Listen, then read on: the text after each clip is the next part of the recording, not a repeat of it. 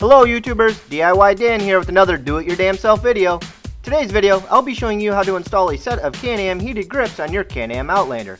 To prevent my hands from turning into popsicles on these cold Michigan winters, I'll be installing these heated grips on my 2016 Outlander L XMR. If you are unfamiliar with the different Can-Am heated grips floating around, there are actually two kinds, which I'll refer to as version 1 and version 2. The version 1 grips with this part number are known for the plastic control box cracking and breaking away from the handlebars. In the version 2 grips, Can-Am included a metal brace to prevent this from happening. With that being said, I recommend springing for the version 2 grips with this part number. Unfortunately, for us Outlander L owners, there is an additional $10 wiring harness that must be purchased that isn't included in the kit. Part number is below. Before we get started, remove the seat, center console, and instrument cluster. Give the center console and instrument cluster a good tug in order to remove them.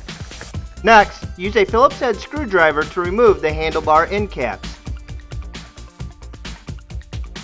In order to remove the handlebar grips, I used a razor blade and flathead screwdriver to pry them off. These grips were a real pain to remove, so take your time and be patient with them.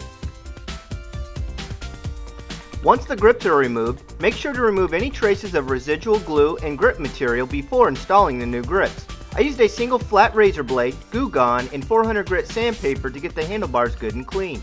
The cleaner the handlebars are, the easier it is to install the new grips. Next, loosen the accelerator and brake modules and push them inward to provide room for the new grips. Before installing the new heated grips, clean the surface with isopropyl alcohol. Next, loosen the heated grip screw to ease in installation. I used a twist and turn method in order to slide the new grips onto my handlebars. If the grips are difficult to install, you need to clean the handlebars better. Never use tools to force the grips on as it can damage them. When the grip is completely installed, the inner shoulder of the grip will lean against the handlebar like this. Once the grip is completely on the handlebar, twist the grip into position like this. For the left hand grip, you're looking for the rubber bump to be in the 8 o'clock position. For the right hand grip, you're looking for the rubber bump to be in the 4 o'clock position.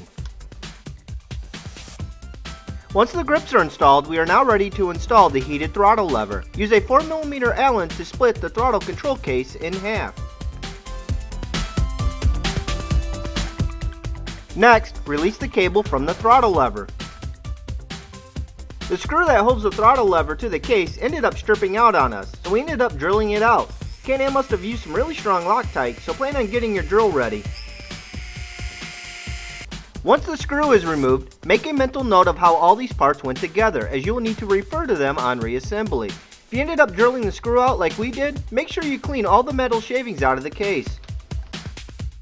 Install the heated lever into the throttle housing and position the spring to the throttle arm. I found this step will go much easier if you have a friend that can hold the throttle arm and spring assembly in place while you tighten the screw. Next, install the throttle cable into the slot on the throttle arm.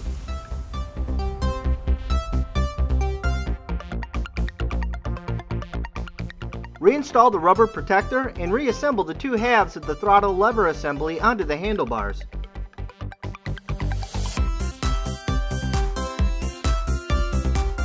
Once you have the throttle lever assembly in position, tighten the bolts.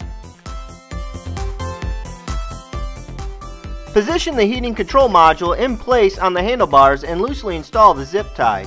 Next, position the metal support brace over the heating control module and gently tighten the retaining screw. Do not over tighten the retaining screw as it could crack the plastic. Once the retaining screw is tightened, you can now tighten the zip tie to the heating control module. Next, pull the center cover to the handlebars off. Use the supplied zip ties to secure the wiring harness along the handlebars and down the steering column. I was able to snake my wires down the steering column and hold them in place by using this zip tie that was already in place.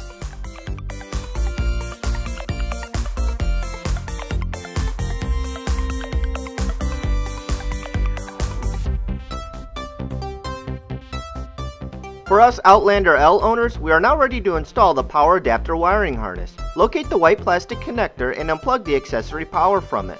Next, install the power adapter wiring harness like so. Next, connect power to the control module. After power is connected, it's just a matter of connecting the remaining wires from the heated grips and heated throttle lever to the wiring harness of the control module. These connectors are color-coded and can only fit in one way.